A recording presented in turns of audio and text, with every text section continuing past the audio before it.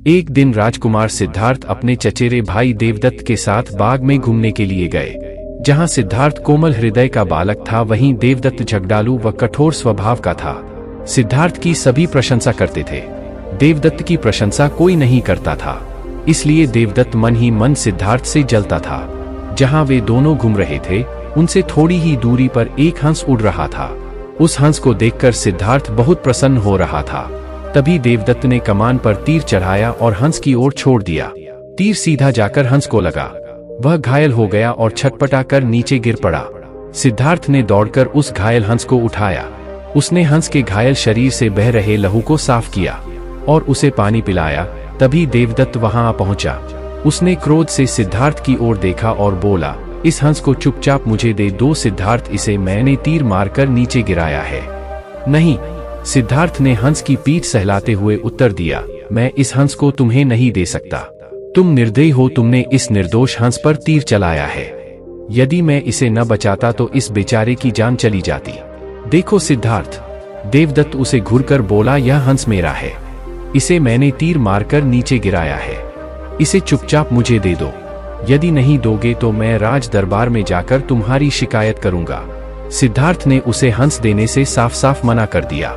देवदत्त राजा शुद्धोदन के दरबार में जा पहुंचा और सिद्धार्थ की शिकायत की। शुद्धोदन ने उसकी शिकायत को ध्यानपूर्वक सुना, फिर सिद्धार्थ को बुलावा भेजा। कुछ ही देर में सिद्धार्थ हंस को लेकर राज दरबार में उपस्थित हो गया। राज दरबार के ऊंचे सिंहासन पर राजा शुद्धोदन बैठे थे। आसपास के नीचे आसनों पर राज्य मंत्री तथा अन्य पदाधिकारी बैठे थे। कई सैनिक हथियार लिए द्वार के निकट खड़े थे। शुद्धोदन के संकेत करने पर देवदत्त सिर झुकाकर बोला, महाराज, जो हंस इस समय सिद्धार्थ के पास है वह मेरा है। इसे मैंने तीर मारकर पृथ्वी पर गिराया था। सिद्धार्थ ने इसे उठाकर इस पर अपना अधिकार कर लिया है। यह हंस मेरा है, कृपया इसे मुझे दिलाया जाए।